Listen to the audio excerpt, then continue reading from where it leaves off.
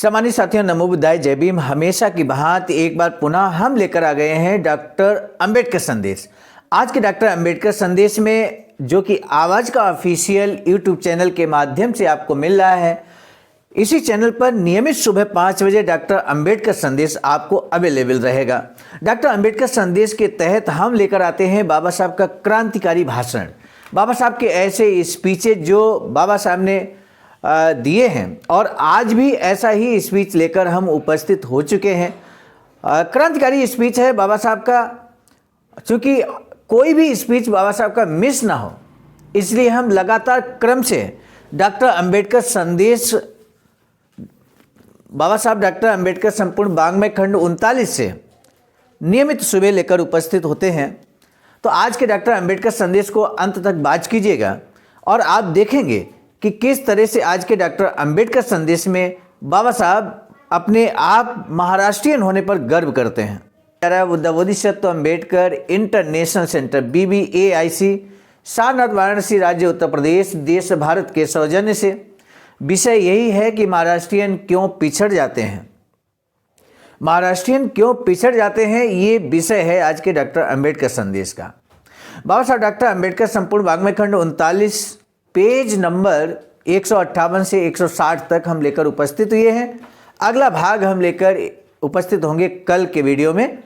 मध्य प्रांत के पूर्व मुख्यमंत्री डॉक्टर खरे का स्वागत करने के लिए उनके कुछ मित्रों ने 4 अगस्त 1938 को, ध्यान दीजिएगा, 4 अगस्त 1938 को भारत सेवक समाज के दीवान खाने में एक दावत का कार्यक्रम किया गया। 4 अगस्त 1938 को इस स्वागत समारोह में अध्यक्ष के रूप में बाबा साहब डॉक्टर भीमराव अंबेडकर का क्रांतिकारी भाषण हुआ। अब हम सीधे लेकर चल रहे हैं बाबा साहब के क्रांतिकारी भाषण की तरफ। अध्यक्षीय भाषण में बाबा साहब कहते हैं कि हम यहाँ श्री खरे का स्वागत करने के लिए उपस्थित हुए हैं, ये आप सभी लोग जानते हैं। हम क्यों उनका स्वागत करने के लिए तैयार हुए, इसको थोड़ा विस्तार के साथ स्पष्ट करना जरूरी है। आज की सभा के लोगों पर नजर डालिए, ऐसा नहीं लगता कि हम सब एक ही भावना या कारण से यहाँ स्वागत के लिए उपस्थित हुए हैं। राजनीति के नज़रिए से देखें तो आज यहाँ का जन समुदाय यहाँ अलग अलग कारणों से इकट्ठा हुआ है, ऐसा ही लगता है। कुछ लोगों ने तो एक खास पार्टी कांग्रेस की राजनीतिक विचारधारा का संकेत देने वाले कपड़े पहने हैं। हिंदुस्तान के कई हिंदुओं को लगता है कि केवल यही एक दुनिया से मान्यता प्राप्त पार्टी है, पक्ष है। अन्य कुछ लोग जो यहाँ आए हैं वे मेरी ही तरह देश के आज के उस अग्रगण्य पक्ष के सदस्य नहीं हैं, बल्कि उस पक्ष का वे विरोध करते हैं। कुछ और लोग यहाँ उपस्थित हैं जो राजनीति के बारे में उदासीन हैं। बाबा साहब यहाँ कहते हैं कि 3 तरह के लोग यहाँ पर उपस्थित हैं।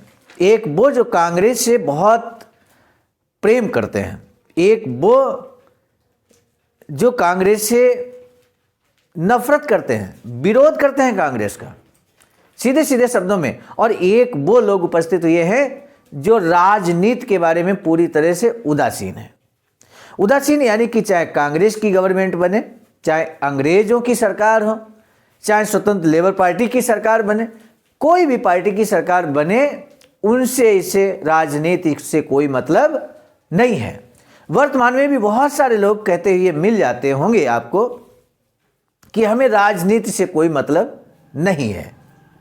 लेकिन आप समझिए, अगर आप बाबा साहब के सच्चे अनुयायी हैं, पद चिन्हों पर चलने वाले हैं, तो बाबा साहब ने स्वतंत्र लेबर पार्टी किस लिए बनाया था? राजनीति के लिए बनाया था। और सिर्फ पार्टी ही नहीं बनाया, पार्टी के थ्रू कई सारे कैंडिडेट्स को उन्होंने चुनाव जिताया भी 1937 में। तो इसलिए हमें समझना होगा, अगर हम बाबा साहब के सच्चे अनुयायी हैं तो हमें राजनीति से निश्चित रूप से सरोकार रखना पड़ेगा।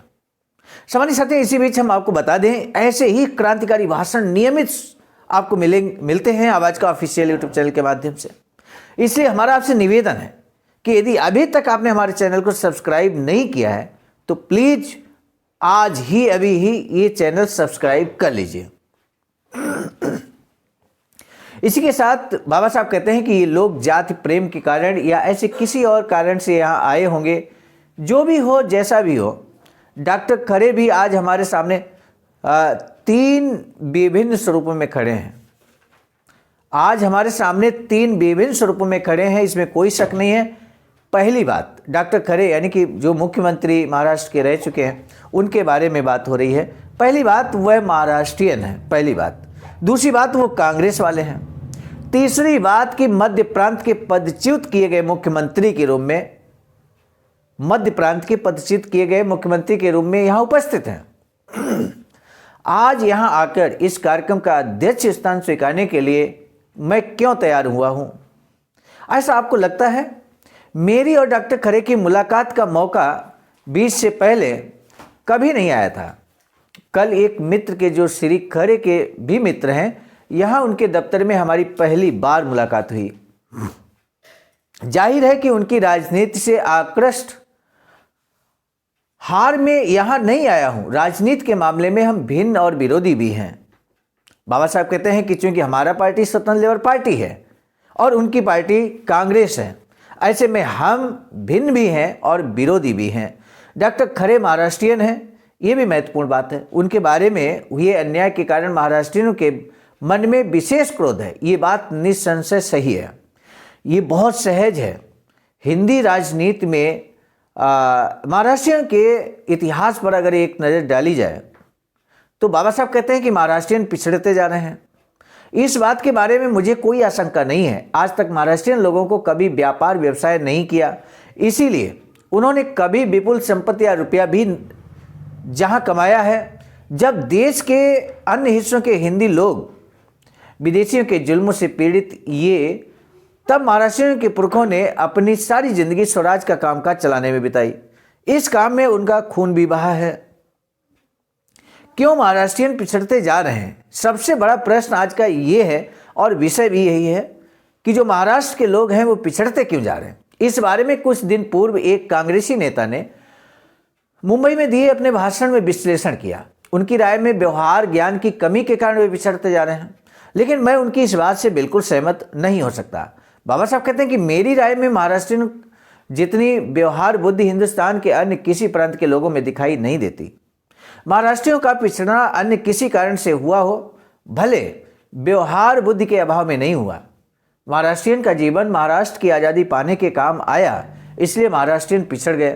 राजनीति करने, राज्य का कामकाज चलाने में उसका समय बीता। मेरे कथन का साक्ष्य इतना ही देगा, धनाढ्य श्रेष्ठी या धनपति का नाम आपको महाराष्ट्र के इतिहास में सुनाई नहीं देगा, लेकिन सेनानी, कूटनीतिज्ञ, कुशल राजनीतिक के नाम आपको कदम कदम पर सुनाई देंगे।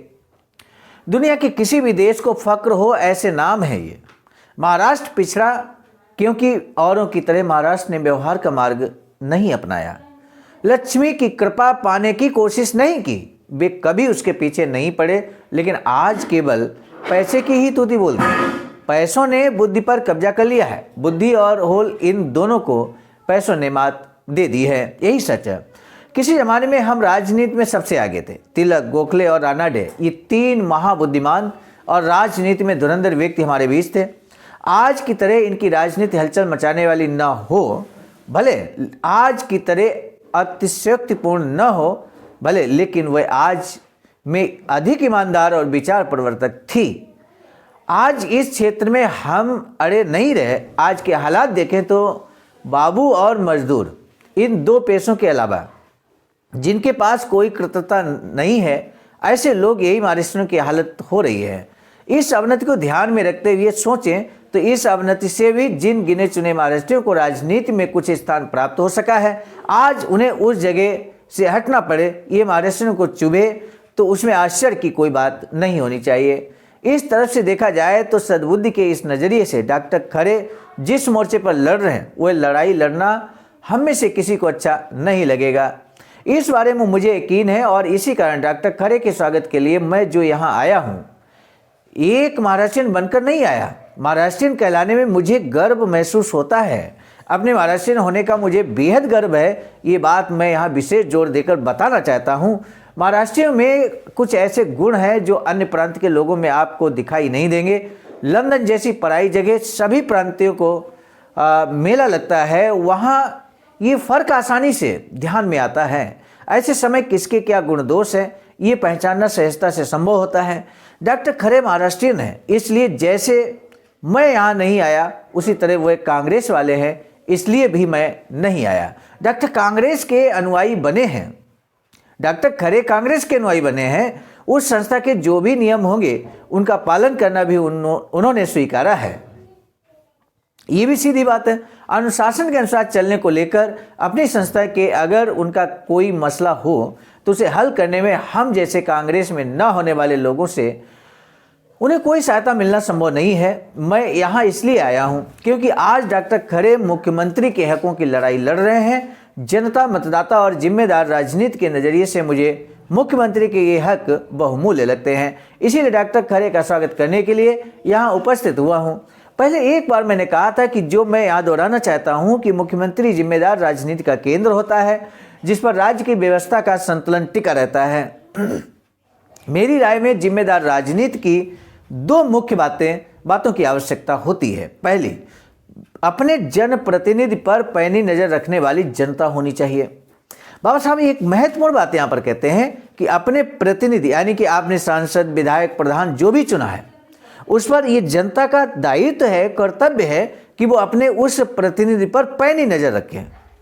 पैनी नजर रखने का तात्पर्य ये हुआ कि वो हमारे जनता के हित में काम कर रहा है या नहीं कर रहा है, क्योंकि वो पुनः चुनाव जब होगा पुनः आपके कदमों पर आएगा और तब आप उसको जवाब दे सकते हैं। जब आप उसके कार्यशैली पे नज़र ही नहीं रखेंगे तो आप कैसे उसको क्या जवाब दे पाएंगे। दूसरी बात, बाबा साहब कहते हैं कि जिन्होंने जनता के मतों का कॉल नहीं किया है, मोल नहीं किया है, उनके प्रति नहीं बल्कि जिन्होंने जनता का कॉल लेकर अपने को जिताया, केवल उनके प्रति जिम्मेदार मुख्यमंत्री के कार्य की योग्यता जांचने का निर्णायक एक जनता अपने पास लेकर बैठी रहती है। यह उसका अधिकार भी है, यानी कि चाहे मुख्यमंत्री हो चाहे जनप्रतिनिधि हो, जनता के पास ये अधिकार होता है कि वो उसका मुख्यमंत्री का या अपने प्रतिनिधि का विश्लेषण करे। ये विश्लेषण करे कि उसने कितना समाज के हित में कार्य किया है और कितना नहीं किया है। निश्चित रूप से ये जागरूकता की निशानी है। अगर आम जनता जागरूक रहती है तो निश्चित रूप से एक अच्छे कैंडिडेट को चुना जा सकता है। कांग्रेस वर्किंग कमेटी ने जिसे अपना अधिकार बताया है, मेरी राय में उससे राज पद्धति का पूरा मखौल उड़ता है। कांग्रेस वर्किंग कमेटी ने दो बातों पर अमल किया है। मेरी राय में ये दोनों तत्व घातक हैं और किसी भी लोकतांत्रिक देश में ये नामंजूर ही ठहराई जाएगी। वर्किंग कमेटी द्वारा बताया गया पहला तथ्य इस प्रकार है कि मुख्यमंत्री को अपने सहयोगियों को चुनने का अधिकार नहीं है।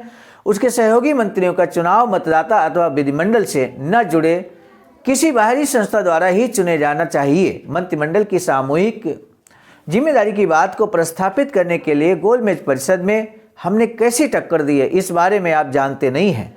इस मामले में साइमन कमीशन ने अपनी रिपोर्ट में सिफारिश की थी कि प्रांत की राजनीति पूरी तरह से जिम्मेदार होनी चाहिए। ये भले तय किया गया हो तथा कानून और व्यवस्था विभाग आरक्षित नहीं होना चाहिए, ये भले मान लिया गया हो। गवर्नर द्वारा नियुक्त मंत्रियों के साथ इस विभाग को मंत्रिमंडल में शामिल करें। यहाँ उपस्थित डॉक्टर मुंजे भी इस बात की पुष्टि कर सकते हैं कि साइमन कमीशन की इस सिफारिश को निरस्त करने के लिए सभी हिंदी प्रतिनिधियों ने किस प्रकार एकजुट होकर टक्कर दी है। इस सिफारिश के कारण सामुदायिक जिम्मेदारी का तत्व नष्ट हो जाएगा, ये हमारा कहना था। राज्य के संविधान में मुख्यमंत्री के स्थान पर सामुदायिक जिम्मेदारी का तत्व निर्भर है। इसे लागू करने के लिए दो बातों की जरूरत होती है। इस विषय का मैंने थोड़ा बहुत अध्ययन किया है, इसलिए इस विषय पर बोलने का मेरा हक बनता है। सामुदायिक जिम्मेदारी के तत्व के लिए आवश्यक पहली बात यह होती है कि मुख्यमंत्री को अपने सहयोगी चुनने की पूरी आज़ादी मिलनी चाहिए। सामुदायिक जिम्मेदारी के तत्व को लागू करना हो तो ये अधिकार अन्य किसी को नहीं मिलना चाहिए। दूसरी आवश्यक बात यह है कि जो मंत्री नहीं चाहिए उसे निकालने के लिए कहने का अधिकार मुख्यमंत्री को होना चाहिए। मुख्यमंत्री के कारण हमें अधिकार का पद मिला है और इस पद से हटाना भी उनके हाथ में है। ये बातें जब तक सभी मंत्रियों के मन में उतर नहीं जाती तब तक सामुदायिक जिम्मेदारी के तत्व पर कामकाज किया जाना संभव नहीं है। हर मंत्री को इस बात का एहसास हो तभी इस महत्वपूर्ण तत्व पर अमल किया जाना संभव है। सामान्य साथियों, इसका सेकेंड भाग बाबा साहब के स्पीच का हम लेकर आएंगे कल के डॉक्टर अम्बेडकर संदेश में। जुड़े रहिए आवाज का ऑफिशियल यूट्यूब चैनल के साथ में। आज का पहला प्रश्न है, महाराष्ट्र क्यों पिछड़ गया, इसका क्या कारण है? आप अपना विश्लेषण भी रख सकते हैं। डॉक्टर बाबा साहब ने जिम्मेदार राजनीति की दो मुख्य बातें बताई हैं। वो दो मुख्य बातें कौन सी हैं? संक्षेप में भी आप बता सकते हैं। आज का डॉक्टर अम्बेडकर संदेश यहाँ पे समाप्त करने से पहले हम आपको बता दें, बाबा साहब की एक अधूरी इच्छा वैचारिकी सेंटर बनाने की है और इस तरह का वैचारिकी सेंटर इस समय सारनाथ वाराणसी राज्य उत्तर प्रदेश में निर्माणाधीन है। अखिल भारतीय अनुसूचित जाति जनजाति कर्मचारी कल्याण एसोसिएशन के द्वारा दिया गया अकाउंट नंबर IFSC कोड पर आप भी अपना अमूल्य योगदान कर सकते हैं। आज का डॉक्टर अम्बेडकर संदेश हम लेकर आए थे मीशा नायक, बुद्ध मित्र मुसाफिर सर, राष्ट्रीय महासचिव आवाजकर नई दिल्ली की प्रेरणा में, साथ ही साथ संकलन कर्ता परम आदरणीय विजय कुमार बौद्ध जी, प्रांतीय कोषाध्यक्ष आवाजकर बिहार। प्रस्तुत कर्ता के रूप में मैं स्वयं सर्वजीत आर्य, राष्ट्रीय कोषाध्यक्ष आवाजकर नई दिल्ली। पुनः मिलेंगे नए डॉक्टर अम्बेडकर संदेश में, तब तक दीजिए इजाजत। आप सभी को सादर नमो बुद्धाय, जय भीम।